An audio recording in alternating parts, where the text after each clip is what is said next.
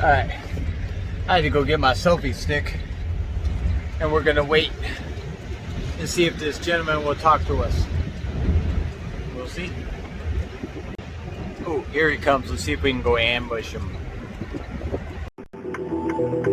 Coming to you live from NIP 34 Studios in the middle of nowhere, your host, Nick!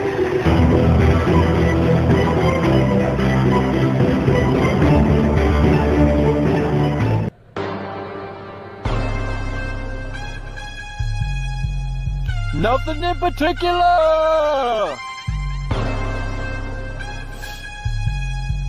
Nothing in particular! What do you do all day long? Nothing in particular. All day long! Nothing in particular.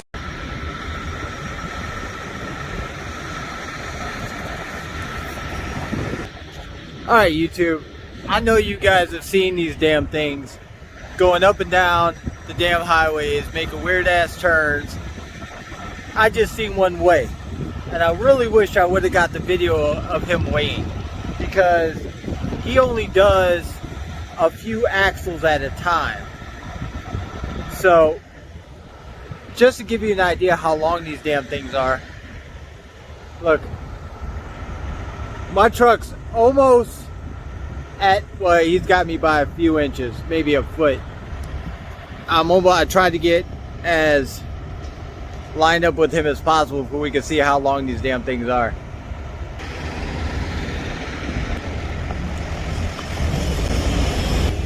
Alright, I made it to the front, and it is still longer than my truck. It's probably, let's count, we'll take a guess.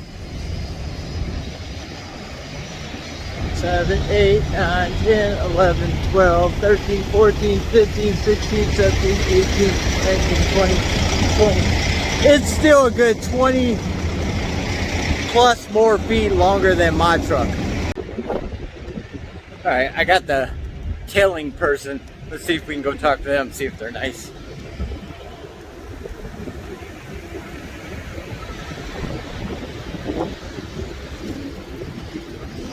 Question. Are you guys nice people? Is your dog gonna bite me? Okay. I'm a YouTuber, and I see you guys all the time up and down the highway, and I was wondering if I could ask you guys some questions. So, do you mind being on YouTube?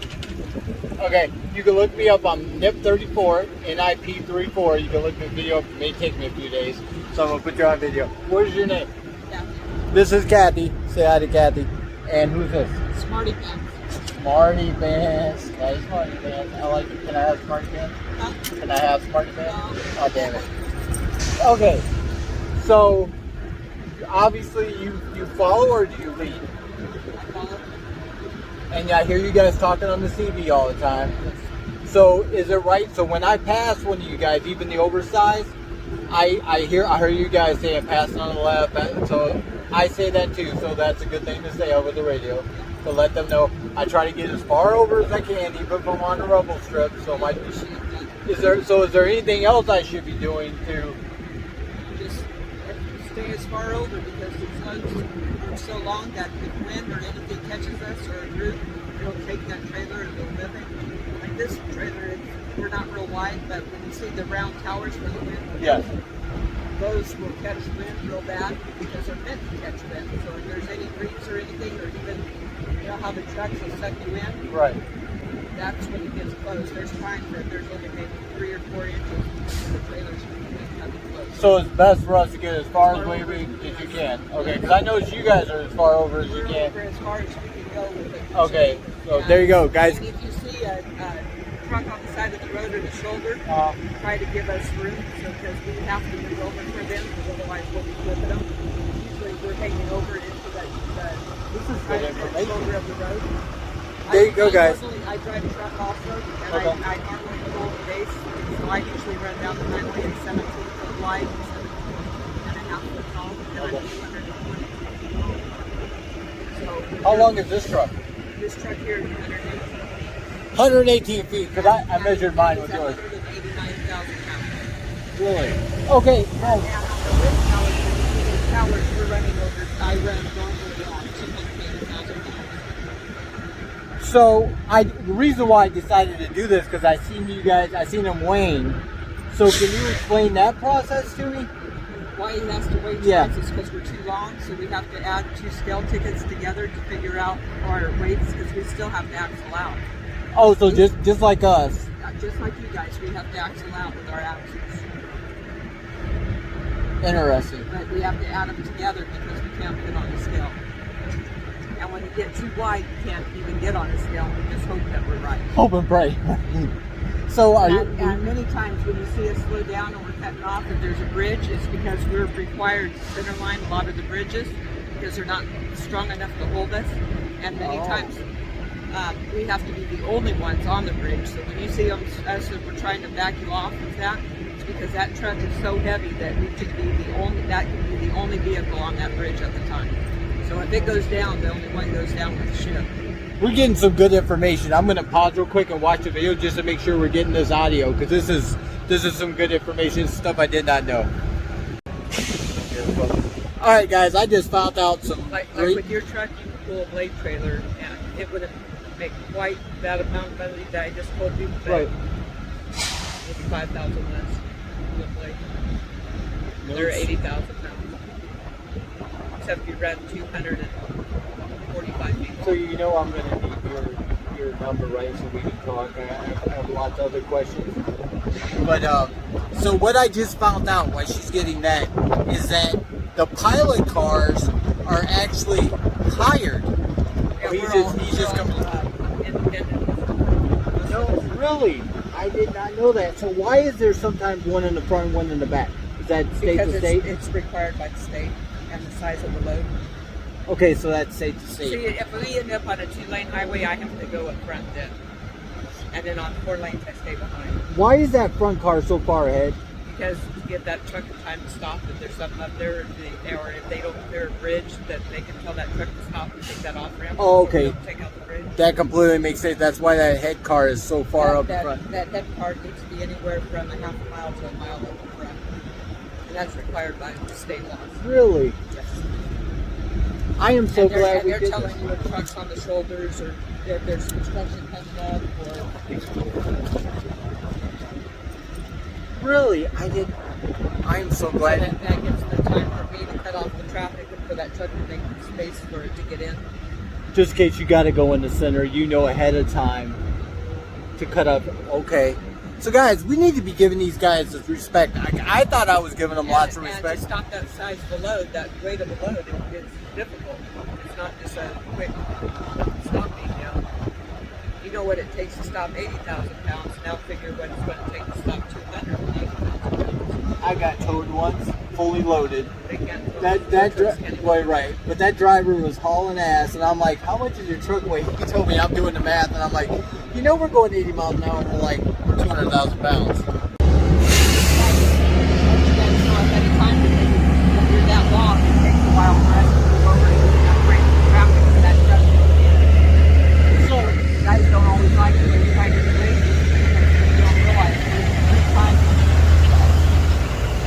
So how long are you guys? This load right here is 118 feet, but normally the loads I work with, I don't normally do this. I normally work wind, Right. pulling the towers and stuff. We're over 200, I run 222 feet long. Wow. So I have to ask you this question that I'm sure everybody's going to want to know that's watching this video. Hey, trust me, they all want to know. What kind of money do you guys make in this? Very, very good money? That's what I hear. I have 3 college degrees, and I'm doing this. I'm making more money doing this. Because I just... Not even as a truck driver, independent, I even carry. Oh, I'm sure. Because I mean... You can't afford to miss a deal. Mountain on the pass. Right. And ones that want to get up ahead of us, going down, trying to get behind us. Just remember, when it took us so long to get that load up that hill, and the power that we're pulling, to pull 280,000 pounds up that hill, this is hard to hold it back. And if we lose it, we're going to use your ass in your truck to stop us.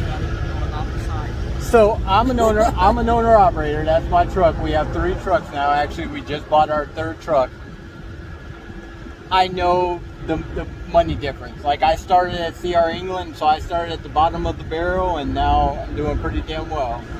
Well, the truck's doing pretty damn well. I'm trying to say that instead of me, because it's not me. It's whatever the truck allows me to have.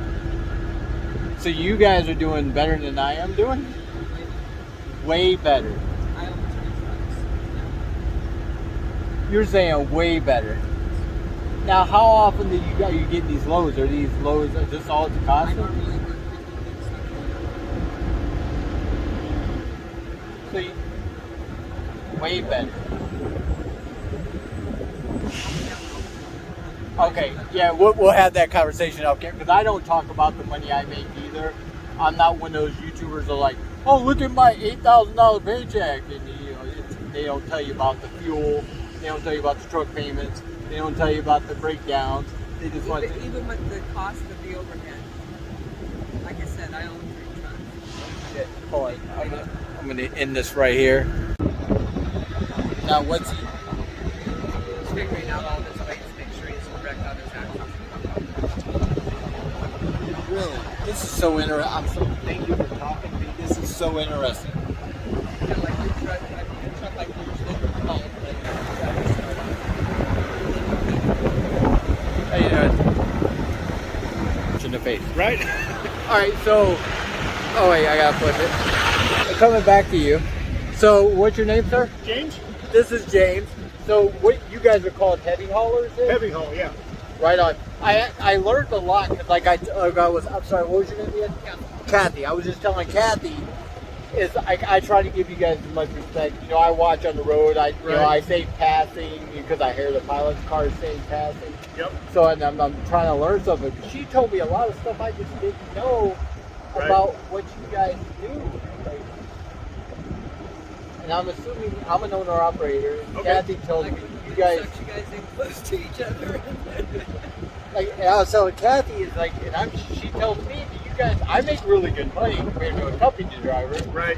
And I understand you guys make way more money, make way better money than. You got a lot more. You have a lot more responsibility. Yeah. I got almost 200,000 pounds going down the road here. So is this your trailer, or you work with this? Yeah. So this is what they call a multi-axle setup. Okay. The trailer's got 3 pieces to it. Okay. So you got the truck, and then connected to the truck is the 2-axle Jeep, and then the trailer connects to the Jeep. Wait, which part is a Jeep? It's the 2 axles behind the truck. Oh, okay. Okay. And then we got a 3-axle trailer, and then this last 2 axles here is what's called the booster. Then that pins onto the trailer, and we use the hydraulics to take weight off the trailer. And when I get this transformer off, it's going up to Utah. Do you see the light bulbs going off? It's So that's why you guys have this extra part. Hold on, I want to turn around here, guys. Sure. This extra part back here. I thought you guys just had extra trailer for just in case your load was too long. all one trailer. So this extra part back here is to take the weight off of this part here. Let the noise go by. And that's why I said he has to axle out his weights after I can adjust them. That is so crazy to me. Like I was like, they just got a long trailer for. I didn't realize that. Totally makes sense though now. All right, we got that. We can get happy. I suck at it. So I am just horrible at it. So how long have you been doing this? I've been doing heavy haul about 10 years. 10 years, and how long you been driving? 22. 22 years. So 12 years into it, you decided I'm going to start. Yep. So you pulled regular blocks, like. Yeah, I drove dry van for about 6 months. Then I moved into flatbed. Then I moved into specialized, which is basically a 2 or 3 axle flatbed, you know, up to like 12 to 14 feet wide, you know, 100 feet long. And then got into the actual heavy haul back in Alaska, running the haul road. Alaska, so that ice road trucking shit? Yep. I've done that too. Yep. Is that as crazy as they make it look like on Yes, TV? it is. Yes, yes. First time you ever enter it, your butt puckers. Oh, I know, because like I've been like, you know, when you're on the highway and you're going through some construction, what I'm sure you experience this every day, and I'm like right next to another truck, and we're like ready to hug. Yeah, my butt's puckering on that seat. I'm like, Well, imagine when you hear that ice cracking underneath your butt as you're going across. so that's a real thing. Yes, it is. That's not TV shit. Oh no. Oh no. I mean, they dramatize it a little bit, Right. but no, it's all real.